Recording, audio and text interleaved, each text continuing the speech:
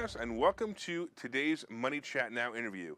In this portion of the show, I take the opportunity to interview interesting people and introduce you to their products, their services, or just their good intentions. Hey, if you'd like to be a guest on my show, you can go to thelarrysteinhouseshow.com/guest. That's thelarrysteinhouseshow.com/guest. Let us know why you want to be interviewed, and I'm sure we can make that happen. All right, let me tell you a little bit about today's guest. My guest was born and raised in Poland. He came to America in 1988 without even $1 in his pocket, and he wasn't even able to speak the English language. He worked in construction since 1988 and restaurants businesses for 7 years as a chef. He was continuing to work hard, and he considers himself an entrepreneur, a real estate investor, a stock trader, owner of a construction company, and other businesses. He is the father of 4 great kids. He's happily married. He owns a public adjusting company, and I want to learn all about him. So let's welcome to the show my guest, Peter Bondarenko. What's going on, Peter? What's happening, Larry. man? A lot of going on. The world is an interesting place. What's an interesting place? The world. The world? So you got to tell me about Poland, speaking of the world. What's going on? What goes on in Poland? Right now, a big mess. With everything going on with the Ukraine. Well, I'm sure, but tell me about when you were there. So you came here in 1988, right? Yeah. So were you how old? I was 16 when I came here. You were 16. You didn't even speak English. Correct. By the way, I do have to I say knew one word. I'll be back. I do have to say one thing. Did you get that jacket from Poland? No. You know, because you're competing with me here. No, I think that came from China. And I'm very upset about it. I mean, they let you in my studio wearing that jacket. I'm just trying to be like you, Larry. All right, well, that's fine. I'm gonna have to. You're my mentor. I'm gonna have to be cool with it. You're clashing me. I mean, I'm looking at this video going, wait, what's this? The Blue Jacket Brigade or something? I didn't know you were gonna wear that jacket. I always, excuse me. I always wear this jacket. All right. So I'm sorry. So tell me more about Poland. It's an awesome country. It's a lot of history. So why did you leave? Well, to create a better life, a chance of better life. Well, you were 16. Did you have a choice? Well, I was actually in an orphanage at the time. Really? Yes. So my aunt and uncle actually brought me here. It was my godfather because, I was in an orphanage. I was on my own, and they wanted to have better chance for me. So Interesting. I said, hey, everybody wants to go to America. It's a land of opportunity. Absolutely. So tell me about that. So you're in Poland. Now you're in an orphanage, and your aunt and uncle live here. Is that what it was? Yes. And they reached out to them and said, "Hey, send them here." Yeah, they well, it was more complicated now. It's a long story, but they tried to make things work for me to come here, and they made it happen. All right. It took a while. Had to do some things, but they said, hey, come over here. If you like it, stay. If you don't, you can always go back. So they basically rescued you. Yes. That's pretty wild. That's very impressive. Yeah. Are they still with us? No, unfortunately, no. I'm sorry to hear that. Yeah, I'm sorry to hear that. So you lived with them for a while, I guess. Is that what happened? Oh, yeah. Ever since '88. Okay, great. I lived with them for a long time. Actually, most of it in Northeast Philly. Well, so you come here, you don't speak the language. Is it a big Polish population where you came in Philly? No, actually, believe it or not, not. The whole neighborhood where I spent a lot of time, there wasn't really many Polish-speaking people. So how did you communicate? I tried to learn English as fast as I could. Well, I went to high apparently you school. did a good job because you speak it pretty well, but it's been a while. So how long did it take you to actually have normal conversations with people? About 6 months. About 6 months I was kind of familiar with it, but probably a year or two to really be more fluent. Now, so you went to school, right? Yes. So when you were going to the classes and learning, were you just sitting there in the class not knowing what the teacher was saying? So Northeast High School actually had special classes for people that wanted to learn English. Okay. So that kind of helped me learn the English language. But you couldn't learn what the other students were learning at the time. You had to just concentrate on that, correct? Correct. It's like pretty much watching, what was it, Channel 12? You Okay. see the picture, they tell you how it sounds, you remember it. Right. No, it's interesting. Yeah. Okay. No, because I've had trouble. I've tried to learn Spanish several times. No, very very little Spanish I speak, but I tried to learn it several times, and I keep thinking, if I was just thrown and immersed into another language, how long would it take me to learn it? It's actually much quicker if you get immersed into the language itself than if you're trying to learn here. So a lot of times if you go to other countries, you stay there for a longer time. If you're willing, if you want to, because you have to be willing. Right. The more you're willing to do it, the quicker you learn. Yeah, sure, because I'm not that exposed to Spanish. And, you obviously were exposed to English every day, so it'd be easier for you to learn. I'm not exposed to Spanish. I'm not forced to speak it. So it's different for me. But I'm just curious because it's something that I've always wanted to do. Exactly. Especially if you have people, laughing at you and talking and you don't understand it. You want to know what the heck they're talking about. Right. They probably would talk. They're probably laughing at your jacket. Well, back then, believe it or not, if you see my photos, you might have too. You probably had hair back then too. I did, actually, believe it or not. If you've seen the photos, you'd be surprised. So just think about this. I'm making fun of your jacket wearing this jacket. I'm making fun of your hair with this hair. So, we're pretty good here. All right, so you come here from Philly. I'm sorry, from Poland. You're in Philly. You're 16 years old. Do you go to work right away? Yeah, I actually started working at the restaurant business as a dishwasher. Actually, Okay. That's how I started. It was a part-time job, but it was a great job. It was a great restaurant. I learned a lot there. Met a lot of interesting people. And I would imagine in Philly so this was a Greek restaurant maybe? That was actually Italian restaurant. Italian, You may okay. be familiar with it. It was called Vinny's. I'm not, but no, just because I'm wondering if they, because they would be yelling in their language in Italian, right? No, not No, mostly necessarily. English? Okay. It was Okay, pretty much cool. English, but it was true Italian restaurant. Did you go to school? Did you Yeah, go to college I went to high school, Northeast High School. I work at Vinny's, and I also work on the weekends with my cousin, who was a contractor. That's when I started learning construction. That's awesome. So you started doing construction. That's pretty wild. So what was your favorite thing about construction? What were you working on? You know what? I just always like to build things. Everything. It was different every day because one day you did windows, doors, siding, renovations. Just different things every day, and that's what I like the most about construction. It's never the same thing. Right. Sure. Every day. Yeah. Sure. And I like to be creative. I guess my brain is wired that way. I like it. I do the same thing. I love creating things as well. Obviously, the studio you're sitting in, I created it. All those things that are falling, I created those lights that are falling right now, and the red stripe that goes by. Awesome job. I Awesome created that job. too. Impressive. All right. So then you're here for a little while. Then what happens to you after you're in the restaurant business? Well, I worked in that business. Actually, I worked 3 jobs at some point: construction and cooking. Also, UPS nighttime. So there was some stressful times, but I finally took the advice, like a lot of people say, if you can't take the heat, get out of the kitchen. And I quit that business because it was tiring and stressful, and went to work in construction. So, okay, so you're working in construction now. Then, now because how long did you work in construction for? Are you still doing it now? Yeah, well, yes, not as much. I mean, I still do things on investment property, but I don't do it for hire. Gotcha. So you do it basically for the enjoyment. Because it's funny, every once in a while I'll work on one of my own investment properties, and I'll do it just for the enjoyment. Same thing. Exactly. But most of the time I'm hiring people. It's very difficult to do it on your own time because you have other things that you're working on.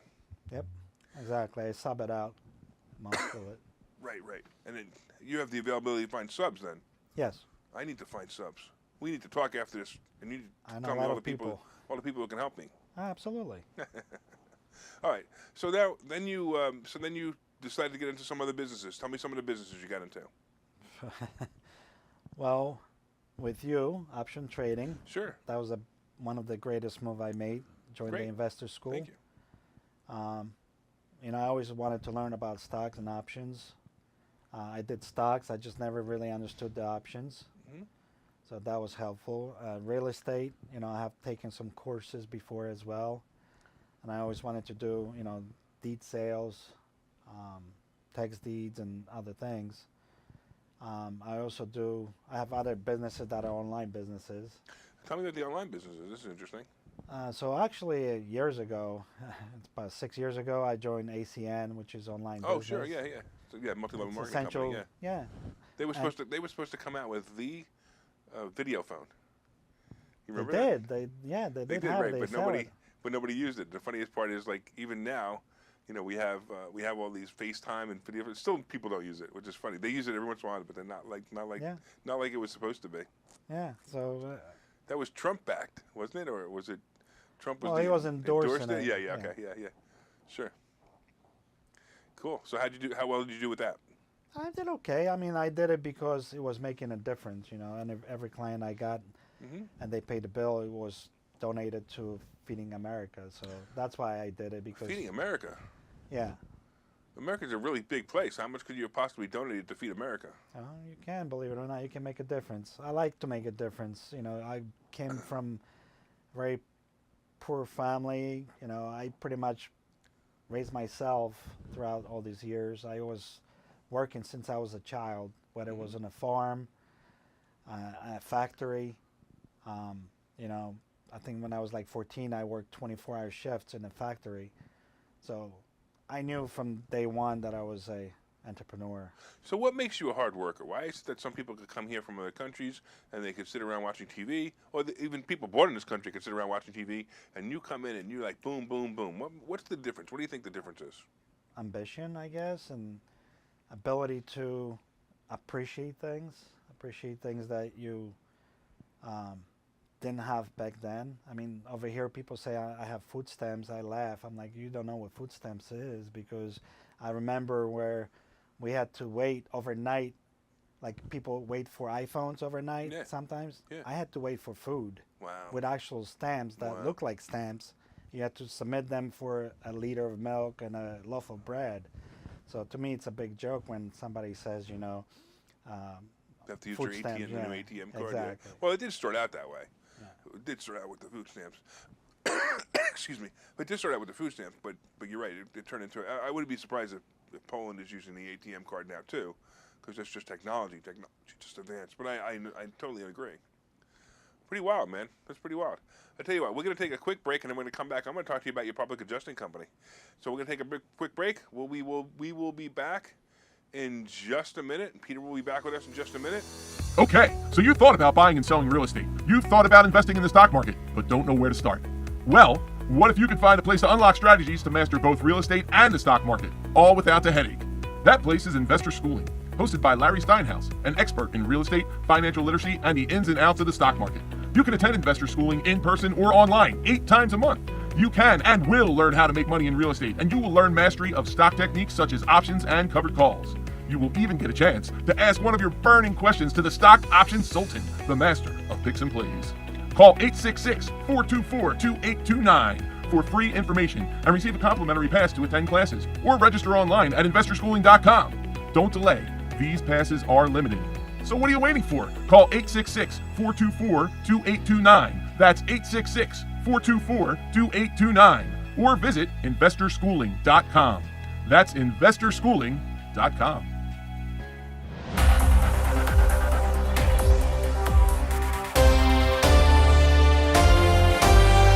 All right, welcome back to Money Chat Now, the interview portion. We are currently interviewing Peter Bondarenko, and if you'd like to be a guest on this show, you can go to thelarrysteinhouseshow.com/guest. That's thelarrysteinhouseshow.com/guest. Tell me why you want to be a guest, and we'll see what we can do. Hey, so we're right here. We're interviewing Peter Bondarenko, and he's telling us all about the things he's done in his life, and we're going to get into his public adjusting business, because I want to learn more about public adjusting. So, Peter, you got to tell me about this. So, what is public adjusting? Because I'm sure most people have no idea. So public adjusting is a service that not many people actually know about. Is when you have insurance claim, usually you think you're supposed to call the insurance company, report a claim, and they handle everything for you. Well, we as public adjuster are the advocate for the policy holder. So whether you're a homeowner, business owner, or a investor that has a lot of properties, we can represent you and your best interest to make sure you're treated properly and you have fair settlement. So we make sure we work for you, not for the insurance company. All right, so let me get this straight. So my house burns down, and I call the insurance company. Go, yeah, your house burned down, here's your policy.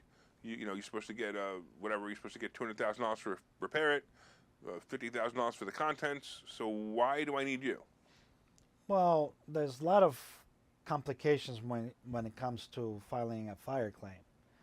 A lot of components, and if you never dealt with the fire laws, you probably don't know what to do. I'm really glad that I never. Actually, my mother's house burnt down to the ground. I mean, like literally to the ground.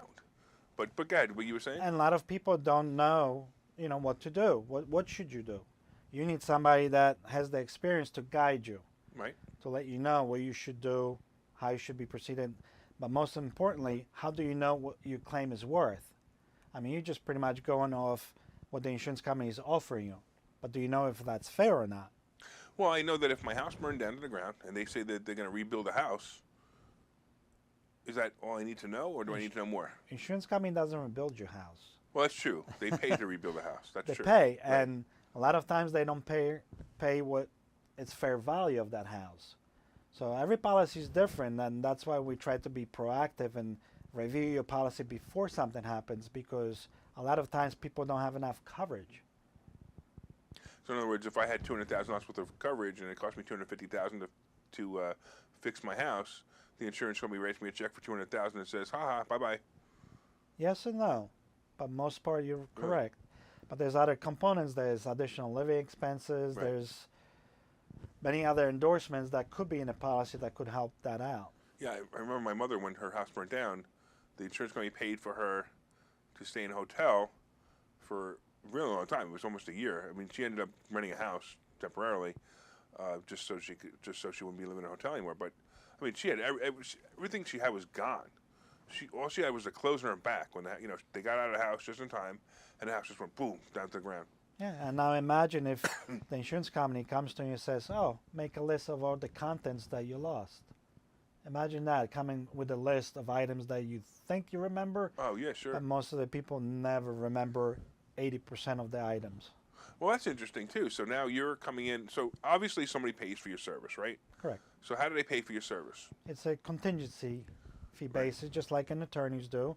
You don't pay us anything unless we get your money. Right. And it's a percentage, and depending on the size of the claim, what the percentage is.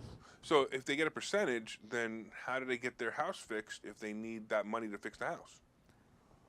Well, because even with our fee, they get way more payment than they would have received dealing with the insurance company directly. Got it.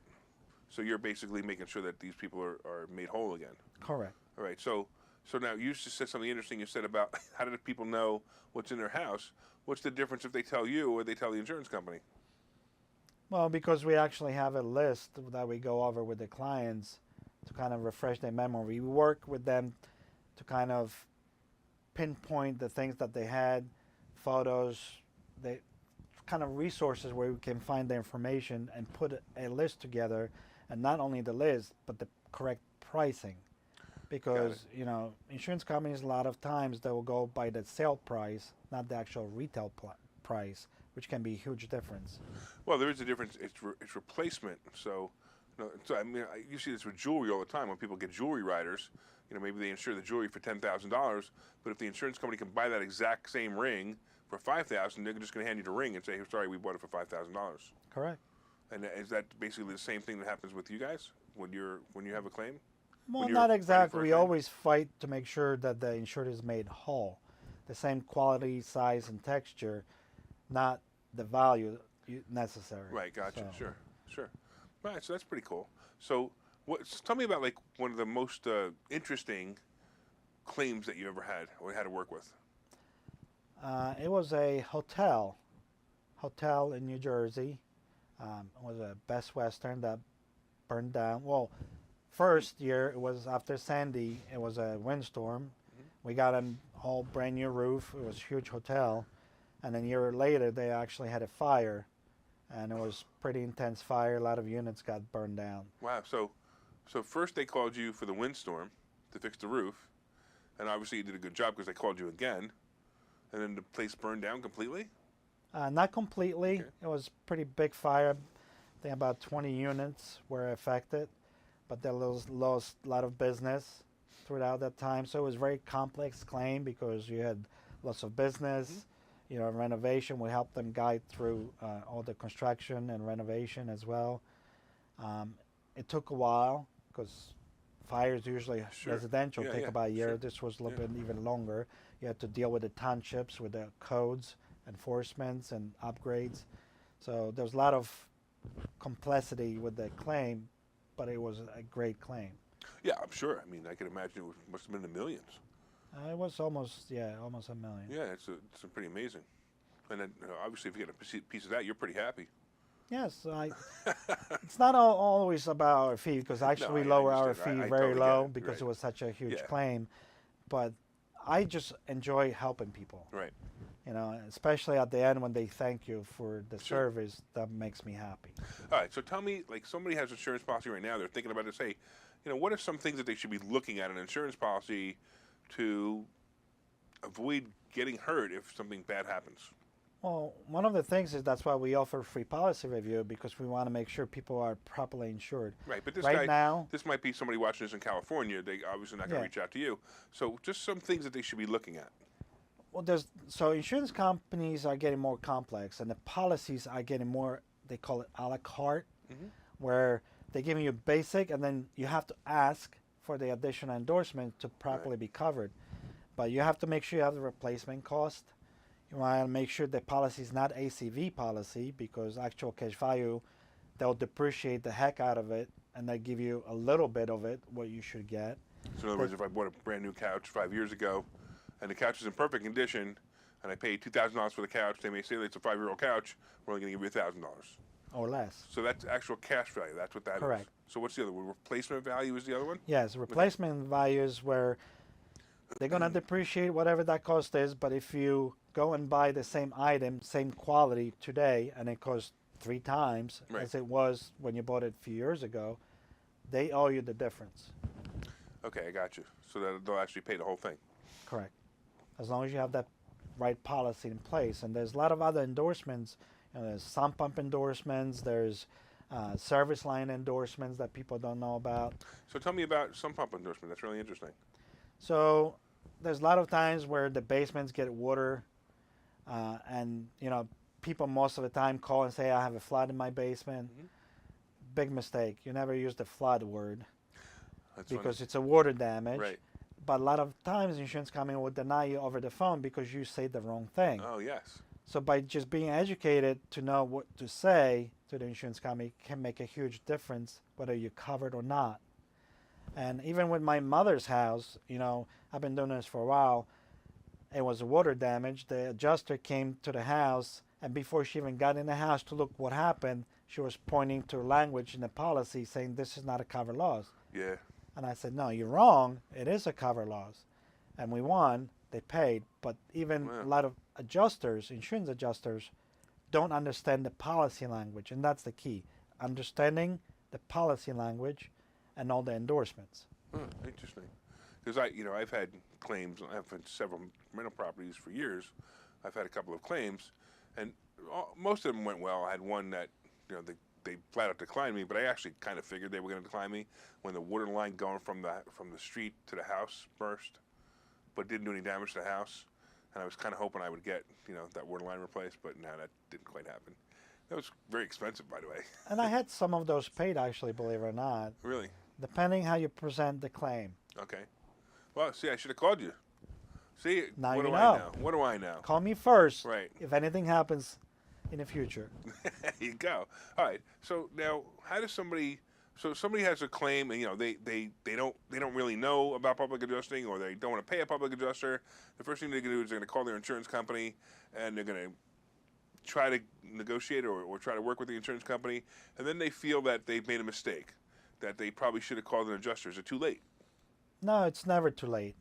You can always ask for second opinion. Our consultation is free, so we can always check out what's going on, give you an advice, or if you like us to represent you, we're happy to do so. But yeah, in Pennsylvania, most of the policies, you got statute of limitation, which is 1 year. So even if you file the claim and a few months later you still have a hard time dealing with the insurance company, give us a call. We'll gladly review, see what's going on, Got and it. see if we can help you. I had one actually where hail damage. I didn't even know it. And I canceled the policy. Like, I went to another company 2 months after the hail damage. And when they found the hail damage, I actually went back to the old company and they actually paid it. I was actually very surprised. Yeah, as long as it was when it happened, when you had the coverage with that insurance company, Right. that's who is responsible. Yeah, we were able to prove it. And makes it a little more difficult to deal with them because you're not with them anymore, but you can still do it. They were fine. Actually, it was pretty easy to deal with them. All right, so tell me a little bit. How can people? So first of all, what's the name of your company? PB Adjusting. PB Adjusting. Yeah, What does the peanut PB butter. stand? What does the PB stand for?